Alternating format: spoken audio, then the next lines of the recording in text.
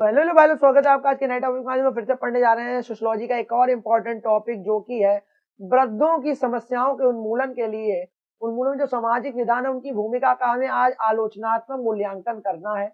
उसका आलोचनात्मक जो मूल्यांकन है, उसकी जो आलोचना है उसकी करनी है, मूल्यांकन करना है, उसको पढ़ना है। बहुत ज्यादा इंपॉर्टेंट है और वृद्धों की समस्याओं के रिलेटेड आ सकता है सोशियोलॉजी में टॉपिक, तो आप पढ़ के जाना क्योंकि सामाजिक विधान से भी ये रिलेट कर रहा है। ठीक है, मेन टॉपिक सामाजिक विधान है, ये आएगा। इससे रिलेटेड जितने भी टॉपिक्स हैं आपको पढ़ के जाने हैं, जाहिर सी बात है। चलिए शुरू करते हैं सोशियोलॉजी का इंपॉर्टेंट टॉपिक की वृद्धों की समस्याओं के उन्मूलन में सामाजिक विधानों की भूमिका का आलोचनात्मक मूल्यांकन, उसको देखेंगे। तो कह रहा है कि जो वृद्धावस्था होती है वो जीवन का एक ऐसा चरण है, जो वृद्धावस्था होती है वो जीवन का एक ऐसा फेज है, ऐसा चरण है जहां व्यक्ति शारीरिक, मानसिक और आर्थिक रूप से दूसरों पर निर्भर हो सकता है।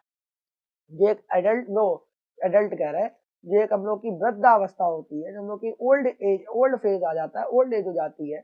तो वो क्या करता है, जीवन का एक ऐसा चरण हो जाता है जहां व्यक्ति क्या होता है, शारीरिक रूप से, मानसिक रूप से और आर्थिक रूप से, फाइनेंशियली रूप से भी देखें तो वो दूसरों पे निर्भर हो सकता है, दूसरों पे भी निर्भर रह सकता है, क्योंकि बेचारा कमा नहीं पाता, बेचारा चल नहीं पाता, बेचारा सोच समझ नहीं पाता, बहुत सारी दिक्कतें हो जाती है जब इंसान बूढ़ा होता है।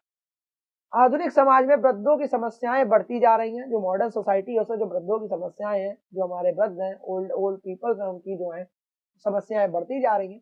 जैसे आर्थिक असुरक्षा उनके लिए बढ़ रही है, सामाजिक अलगाव हो रहा है, समाज से लोग, समाज में वो कट रहे हैं, उनसे लोग कट रहे हैं समाज में। स्वास्थ्य समस्याएं हो रही है, परिवार से उपेक्षा हो रही है, परिवार से अनबन हो रही है। इन समस्याओं का समाधान सामाजिक विधानों और उनकी प्रभावी क्रियान्वयन पर ही निर्भर करता है। और इन समस्याओं का जो समाधान है वो सामाजिक विधानों और उनकी प्रभावी जो क्रियान्वयन है, उनकी जो क्रिया है, उन पर भी निर्भर करता है। कैसे करता है देखते हैं। तो वृद्धों की क्या क्या समस्या है, पहले ये देख लेते हैं कि आर्थिक असुरक्षा है, सेना सेवानिवृत्ति। तो सेवानिवृत्ति के बाद आय का अभाव हो जाता है, सेवा के बाद भी, उसके बाद भी आय का अभाव है। पेंशन या सामाजिक असुरक्षा योजनाओं का अपर्याप्त होना, जो पेंशन हो गया, जो सामाजिक सुरक्षा योजनाएं उनका अपर्याप्त है वो।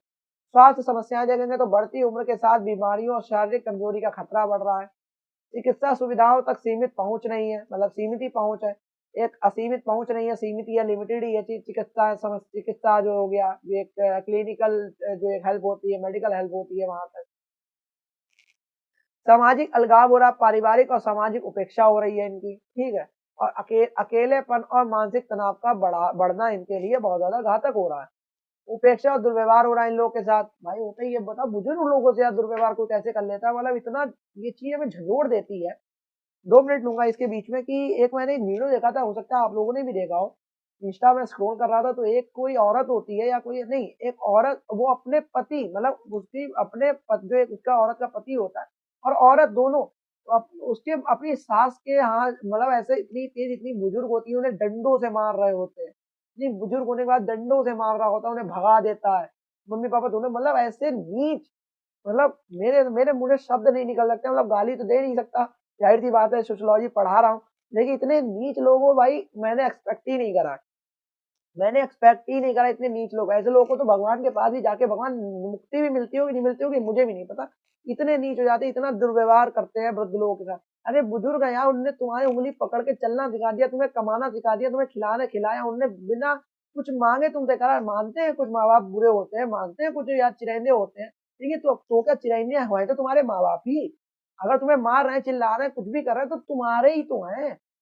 दुर्व्यवहार तो ना करो, भगाओ तो मत, 2 वक्त की रोटी दे दो यार, बात नहीं करनी मत करो, बात मत करो। उनसे खाना दे दो, उनसे पूछ लो, जो काम की बात हो वो कर लो, बात मत करो। अगर नहीं तुम्हारा मन है बात करने का, हाथ पैर थोड़ी चलाओगे, फिजिकली टॉर्चर थोड़ी करोगे, मेंटली टॉर्चर थोड़ी करोगे यार अपने मम्मी पापा को, मतलब लोगों को। अपने बाबा को लोगों को मारते मैंने देखा यार, जूते पकड़ के अपनी माँ को मार रहे हैं, बताओ, बाल पकड़ के, कितना अजीब लगता है। मतलब इतने नीच हो गए हैं।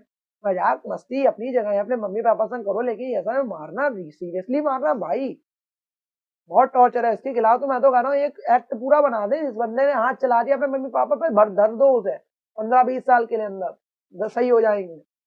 खैर आगे चलते हैं। पारिवारिक उपेक्षा मानसिक उत्पीड़न और शोषण का कारण बनता है। वृद्धाश्रमों में अनदेखी और दुर्व्यवहार होता है।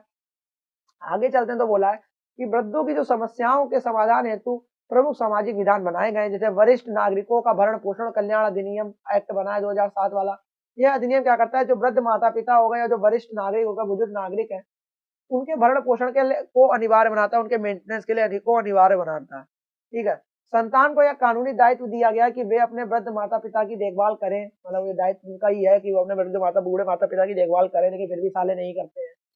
वृद्धाश्रमों की स्थापना और उनके संचालन की व्यवस्था करता है।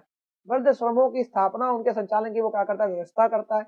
आगे चलते हैं तो राष्ट्रीय वृद्धजन नीति 1999 देखेंगे तो वृद्धों के लिए आर्थिक और सामाजिक सुरक्षा सुनिश्चित करना। वृद्धों के लिए देखें तो आर्थिक और सामाजिक सुरक्षा क्या करना, सुनिश्चित करना। स्वास्थ्य देखभाल और पुनर्वास सेवाओं की उपलब्धता करना। वृद्धों की गरिमा और आत्मसम्मान को बनाए रखने के लिए उपाय करना। वृद्धों की गरिमा और आत्मसम्मान को बनाए रखने के लिए उपाय करना। कार्यस्थल का पर वरिष्ठ नागरिकों का अधिकार होता है। पेंशन और ग्रेच्युटी, जो ग्रेच्युटी होती है जैसे प्रावधान को सुनिश्चित करने के लिए विभिन्न श्रम कानून लागू किए गए हैं। वृद्ध श्रमिकों के लिए सामाजिक सुरक्षा योजनाएं जैसे कर्मचारी भविष्य निधि, ईपीएफ जैसी चीजें लागू की गई हैं। स्वास्थ्य और चिकित्सा से जुड़े कानून देखें तो वरिष्ठ नागरिकों के लिए स्वास्थ्य बीमा योजनाएं चलाई गई हैं। सरकार द्वारा सामाजिक स्वास्थ्य कार्यक्रमों में वृद्धों के लिए विशेष प्रावधान दिए गए। सरकार द्वारा जो सामाजिक सामाजिक जो स्वास्थ्य कार्यक्रम है उनमें वृद्धों के लिए क्या दिए गए, विशेष प्रावधान दिए गए।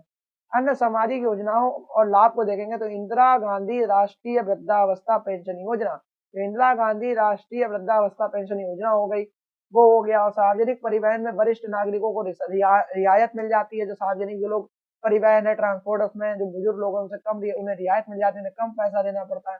कर में लाभ होता है और छूट हो जाती है, टैक्सेस में लाभ और छूट मिलती है।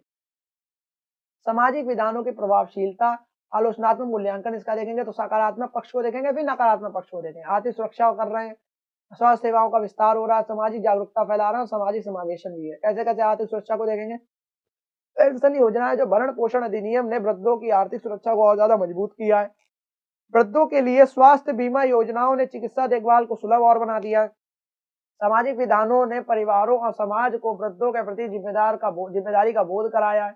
और आगे चलते हैं तो सामाजिक समावेशन को देखें तो वृद्धाश्रमों और सामुदायिक केंद्रों की स्थापना ने वृद्धों के सामाजिक अलगाव को कम किया है। तो वृद्धाश्रमों ने जो सामुदायिक केंद्र हैं उनकी स्थापना ने क्या करा, वृद्धों के जो सामाजिक अलगाव है, सोसाइटी जो अलग हो रहा है उसको कम कर दिया। ये साले वृद्धाश्रम छोड़ कैसे आते नहीं भाई, कतई टॉर्चर। सीमाएं और चुनौतियां देखेंगे तो अपर्याप्त क्रियान्वयन हो रहा है। अधिकांश कानून केवल कागज पर ही हैं, उनका प्रभावी क्रियान्वयन ही नहीं हो पाता है। रियलिटी बात है कि सब लिखित ही है, कागज पे ही ज्यादातर कानून पड़े हुए हैं। आज तक उनका एक जो प्रोसेस है, जो इनका इंक्लूजन है, वो हो ही नहीं पाता सोसाइटी में।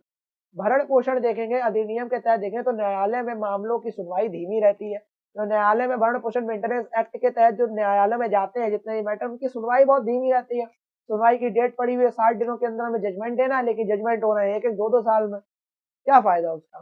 सामाजिक दृष्टिकोण में बदलाव की कमी दिखती है। तो परिवार के जो सदस्यों द्वारा वृद्धों की देखभाल को अब भी एक जिम्मेदारी की बजाय बोझ समझा जाता है। जो परिवार के जो सदस्य हैं उनमें जो वृद्ध लोग या बुजुर्ग लोग जो हो जाते हैं उनकी देखभाल को अब भी एक जिम्मेदारी नहीं समझी जा रही है समाज में, जबकि एक बोझ समझा जा रहा है। ये भी एक बहुत बड़ी चुनौती है हमारे सोसाइटी में देखी जाए।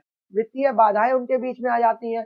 सरकार द्वारा जो वृद्धों के लिए योजनाओं में अपर्याप्त धनराशि मिल रही है जो बेचारे वृद्धा वाली योजना चलती है, मतलब जो वृद्ध योजना चलती है, जो पैसे ही से मिलते हैं, कितने 1500 में क्या चल रहा है आज के 1500 में क्या आता है, 1500 2000 भेज दिए ज्यादा से ज्यादा, क्या क्या तुम दे रहे हो, पेंशन दे रहे हो, वृद्धा पेंशन योजना।